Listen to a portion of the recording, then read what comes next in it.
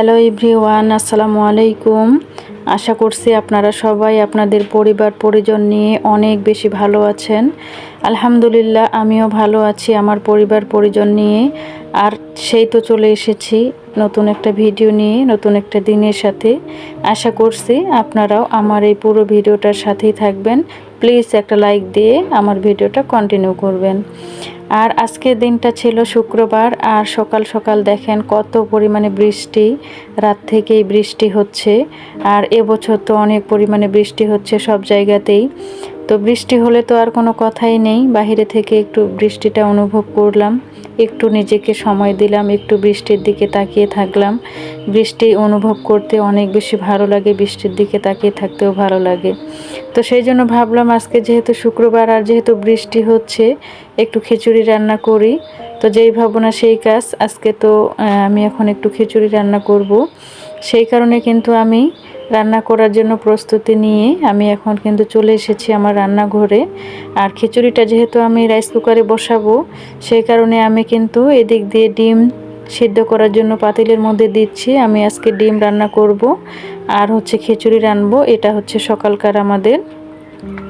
তো আমি কিন্তু এখন ডিমগুলো সিদ্ধ করতে দিয়েছি চুলার মধ্যে, চুলাটা জ্বালিয়ে দিয়ে পানিটা ফুটেছে, তারপরে ডিমগুলো তো দিয়ে দিলাম। দেওয়ার পরে এদিক দিয়ে আমি কিন্তু রাইস কুকারের মধ্যে যে চালগুলো ছিল, ডালগুলো ছিল, বা খিচুড়িটা যে আমি বসাবো, যত কিছু উপকরণ লাগে আর কি, সেগুলো কিন্তু আমি অফ ক্যামেরাতে বেছে কেটে একেবারে বেটে নিয়ে তারপরে কিন্তু আমি রাইস কুকারের মধ্যে সব কিছু দিয়ে একেবারে হাতে মেখে আর কি। তো এখানে তো আমি হাতে মেখেছিলাম আগে, সেটা তো আপনাদেরকে দেখাইনি। পরে আমি নাকড়িটা দিয়ে একটু নেড়ে দিলাম। তো দিয়ে কিন্তু আমি খিচুড়িটা ঘরের মধ্যে গিয়ে রাইস কুকারে বসিয়ে দিয়ে আসলাম। আর এসেই তো এদিকে আমার ডিমগুলো সিদ্ধ হয়ে গিয়েছে। সেই ডিমগুলো কিন্তু আমি এখন গরম পানিটা ফেলে দিয়ে ধুয়ে নিয়ে এসে আমি কিন্তু ডিমগুলো এখন ছিলে নিচ্ছি।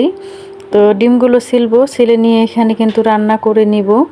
আর আমি যেহেতু মাটির চুলায় রান্না করি, আমি কিন্তু এইখানেই সব কিছু করি। আমার কাটা বাছা বা হচ্ছে আমি কিন্তু সব কিছু কেটেই শিলপাটার মধ্যে বেটে আমি কিন্তু ব্যবহার করে থাকি। তো আমার ডিমগুলো কিন্তু শিলা হয়ে গিয়েছে। তারপরে কিন্তু আমি ডিমগুলো ভাজতে দিয়েছি। আর আমি কিন্তু ডিম রান্না করলে ডিমটা একটু কড়া ভাজি আর কি। তো হালকা ভাজলে সেই ডিমটা আমার কাছে খেতে ভালো লাগে না, একটু যদি কড়া লাল লাল করে ভাজি তাহলে কিন্তু আমার কাছে ভালো লাগে। তো এক জনের পছন্দ কিন্তু এক এক রকম, তাই না? তো আমি কিন্তু ডিমটা রান্না করেছি, করেই এখন কিন্তু আমার ওদিক দিয়ে রাইস কুকারে খিচুড়িটাও হয়ে গিয়েছে। তারপরে কিন্তু আমি খিচুড়িটা গামলার মধ্যে খুলে নিয়ে এসেছি, আর ডিমটাও কিন্তু নিয়ে আসলাম, এখন তো ঘরের মধ্যে নিয়ে এসেছি।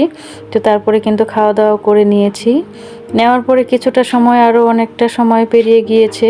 তখন তো আর যেহেতু বৃষ্টিতে তো কোনো কাজ নেই, মনে হচ্ছে শুয়ে বসে থাকি।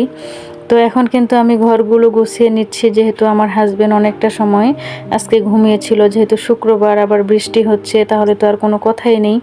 তো ও বিছানায় থাকলে তো তখন আর বিছানাটা গোছানো যায় না, এখন যেহেতু উঠেছে, তো সেই জন্য কিন্তু আমি এখন বিছানাটা ভালোভাবে গুছিয়ে নিচ্ছি। আর এদিক দিয়ে আমার ছোট্ট মেয়েটাও কিন্তু আমার সাথে এইখানেই, ও কিন্তু সব সময় আমার পাশেই থাকবে। ও আমার পাশে থাকতে কিন্তু খুবই পছন্দ করে আর কি। আমি যখন কাজকর্ম করি ও আমার আশেপাশেই থাকবে, ওর কাছে এটা অনেক ভালো লাগে। তো আমার বড় মেয়ে আবার এরকম না, ও একটু আলাদা, আর আমার ছোট্ট মেয়েটা আবার আলাদা, দুইজনে কিন্তু দুই রকম। তো আমার বড় মেয়েটা কিন্তু ওর বাবার মতো হয়েছে, আর ছোটটা ও কিন্তু পুরোটাই আমার মতো। তো আপনারা সবাই আমার বাচ্চাদের জন্য দোয়া করবেন, আর আমার পরিবারের জন্য দোয়া করবেন। আমি কিন্তু এখন বিছানাটা চারপাশে একটু ঠিক করে দিচ্ছি, টেনে টেনে ঠিক করে দিয়ে তারপরে আমি কিন্তু বিছানাটা ঝাড়ু দিয়ে ভালোভাবে ঝেড়ে নিব। আর বৃষ্টি হলে তো মনে হচ্ছে যে কোনো কাজেই নেই, আর এখনই রোদ হলে কিন্তু অনেক পরিমাণে কাজ থাকে, আর বৃষ্টিতে কিন্তু একটু কাজটা কমই থাকে।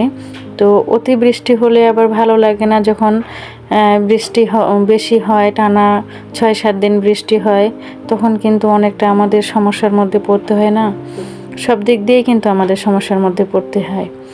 আর অনেক সময় যখন রোদ হচ্ছে তখন এত পরিমাণে গরম লাগতেছে, তখন মনে হচ্ছে যে একটু বৃষ্টি হলে মনে হয় ভালো লাগবে। আবার যখন বেশি বৃষ্টি হচ্ছে তখন আবার কিন্তু ভালো লাগে না, এই হলো একটা অবস্থা। তো আমি কিন্তু কথা বলতে বলতে বিছানাটা ভালোভাবে ঝাড়ু দিয়ে ঝেড়ে নিচ্ছি। তো আমার এই ভিডিওটার সাথে যারা আছেন একটা লাইক দেননি, প্লিজ একটা লাইক দিয়ে আমার ভিডিওটা কন্টিনিউ করবেন। আর আমার এই ধরনের সাদামাটা লাইফস্টাইল ভিডিও যদি আপনাদের ভালো লাগে তাহলে চ্যানেলটি সাবস্ক্রাইব করে আমার পাশেই থেকে যেতে পারেন। আর পাশে থাকা bell button all option on করে রাখতে পারেন, তাহলে আমি যখন ভিডিও আপলোড করব তখনই আপনাদের কাছে নোটিফিকেশন আকারে পৌঁছে যাবে। আপনারা আপনাদের সময় এবং সুযোগ অনুসারে দেখে নিতে পারবেন। আর যার ভিডিও দেখবেন অবশ্যই পুরো ভিডিওটা দেখে সুন্দর একটা কমেন্ট রাখার চেষ্টা করবেন। ইনশাআল্লাহ আমিও যার ভিডিও দেখি পুরোটা ওয়াচ করে দিয়ে তারপর কমেন্ট করি। কমেন্টটা ছোট হোক বা বড় হোক, আমি কিন্তু পুরো ভিডিওটা দেখেই তারপরে কমেন্ট করি। যে ভিডিওটা আমি দেখব না সেই ভিডিওটা আমি কখনোই ক্লিক করি না, আমার সময় অনুযায়ী ভিডিও দেখি। তারপরে কিন্তু অনেকটা সময় পেরিয়ে গিয়েছে। আবার দুপুরবেলা আমি কিন্তু একটু রান্না করেছিলাম আজকে বিরিয়ানি। আমার হাজব্যান্ড গরুর মাংস নিয়ে এসেছিল। তো আমি কিন্তু আপনাদের মতো রান্না করতে পারি না, যেভাবে পারি সেইভাবেই রান্না করি আর কি। তারপরে কিছুটা সময় আমরা রেস্টে আছি, যেহেতু বৃষ্টি হচ্ছে আর কি। তো আমি কিছুটা সময় জানালার পাশেই বসলাম, বসে একটু বৃষ্টিটা অনুভব করতেছি। আর দেখেন বৃষ্টিটা কেমন লাগে, বৃষ্টিটা দেখতে কিন্তু আমার কাছে অনেক ভালো লাগে। তো কিছুটা সময় এভাবে আর কি বসে আছি। আর আমার ছোট্ট মেয়েটাও কিন্তু আমার পাশে বললাম যে থাকতে ও অনেক বেশি পছন্দ করে। ও কিন্তু ক্যামেরার সামনে আসতে খুবই ভালোবাসে। আর আমার বড় মেয়ে, ওকে যদি একটু ভিডিও করি ও কিন্তু অনেক বেশি বিরক্ত বোধ করে, ও কিন্তু ক্যামেরার সামনে কম আসতে চায়। আর আমার ছোট মেয়ে, ও কিন্তু নিজেই আসতে চায়। এই যে এখন আমি একটু ভিডিও করতেছি, ও বললো আম্মু আমি একটু তোমার সাথে এখানে বসি। তো এই আর কি।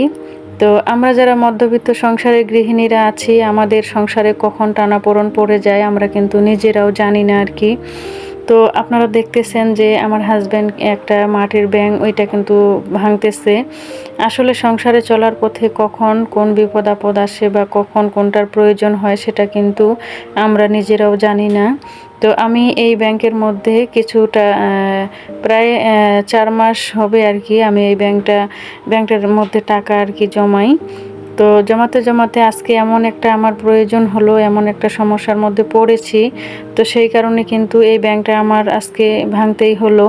আর যেহেতু আমি এটা বিপদ আপদের জন্যই রেখেছি, সেই কারণে কিন্তু আমি সেটা ভেঙে দিচ্ছি। আমার হাজব্যান্ডকে বললাম যে তুমি এই ব্যাংকটা ভেঙে দাও, এখানে দেখা যাক কয় টাকা পাওয়া যায়। আসলে আমরা যারা গৃহিণীরা আছি আমরা কিন্তু অনেক কষ্ট করে টাকা জমাই, তাই না? যেহেতু আমরা কোনো নিজে কিছু করতে পারি না, নিজে কোনো কর্ম করি না। তো আমি যখন বাহিরে যাই তখন 10 টাকা 20 টাকা বা 50 টাকা 100 টাকা যখন আমার বেঁচে যায়, সেই টাকাটা আমি কিন্তু এই মাটির ব্যাংকে রাখার চেষ্টা করি। আর আজকে যেহেতু আমার একটা প্রয়োজন, তো সেই প্রয়োজনের ক্ষেত্রে কিন্তু আমি এই ব্যাংকটা যেহেতু ভর্তি হয়নি, আমার 4 মাস হয়েছে। তো যতটুকু হয়েছে সেটারই আমার প্রয়োজন, সেই কারণে কিন্তু আমি ভেঙে ফেললাম। আজকের ভিডিওটা থেকে বিদায় নিব। সবাই ভালো থাকবেন, সুস্থ থাকবেন, আর আমার জন্য দোয়া করবেন। আমিও আপনাদের সবার জন্য দোয়া করি। সবার সুস্বাস্থ্য কামনা করছি। আল্লাহ হাফেজ। আসসালামু আলাইকুম।